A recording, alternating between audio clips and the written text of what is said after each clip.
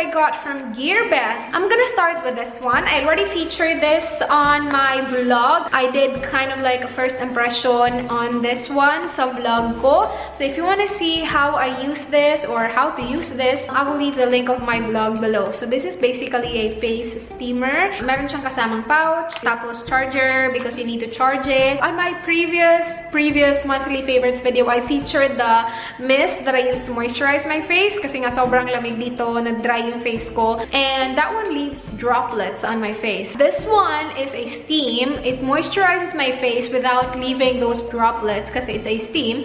And I love it. I'm gonna use it right now. So when you open it like that, it will just release the steam automatically. See that? Yung steam niya, hindi yung mainit na steam. So, maganda siya.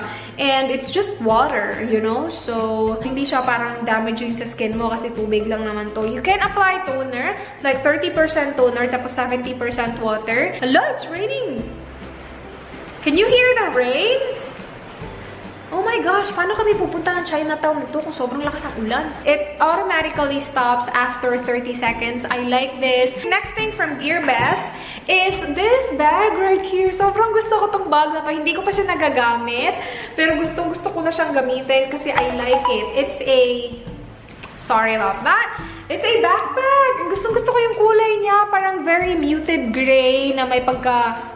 Yun, gray. And gusto ko yung hardware. Gold, pero not like in-your-face gold. Parang muted gold din. Sobrang like ko siya. Ganyan yung itsura niya sa loob.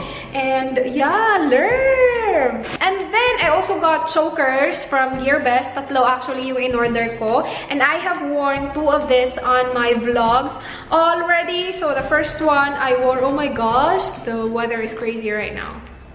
Hala. First choker is this one. Ito yung pinakaunang ginamit ko nung na-receive ko tong package na to. Looks like that. Meron nagsabi sa comments nung sinuot ko to sa vlog ko na that symbol is... I don't really remember. Pero I hope it's not a bad thing though. Kasi I will wear it. The chain is velvety and I like. This one I have worn on my vlog as well already. It looks like this. It's a choker. Tapos meron siyang double chain action right there. And then the pendant is just a regular ball.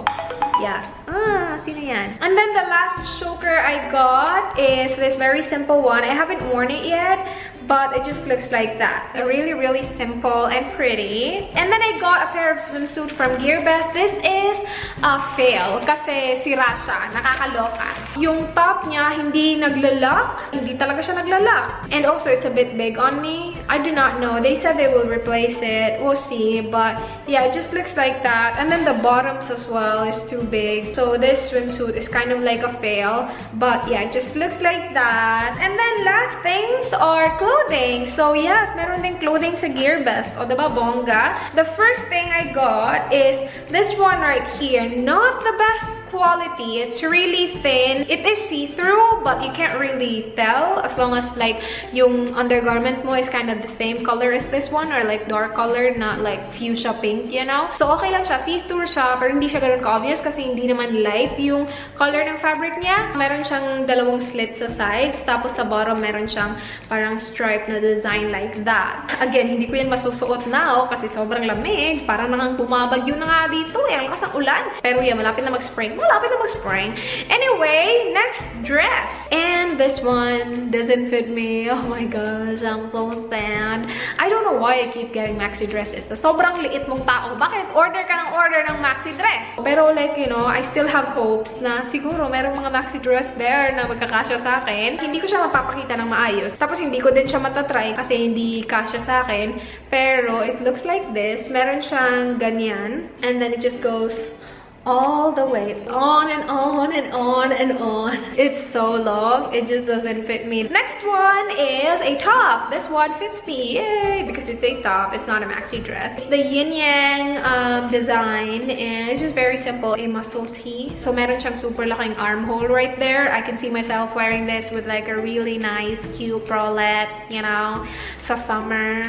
Kailan pa kaya yun? And I really, really, really like this color. Like, look at that color though. And then, last thing from GearBest and last thing sa haul na to. This, I really like. This actually fits me really nicely. Like, I wasn't expecting it to fit me, but it fits me and I'm so happy. It is this dress right here.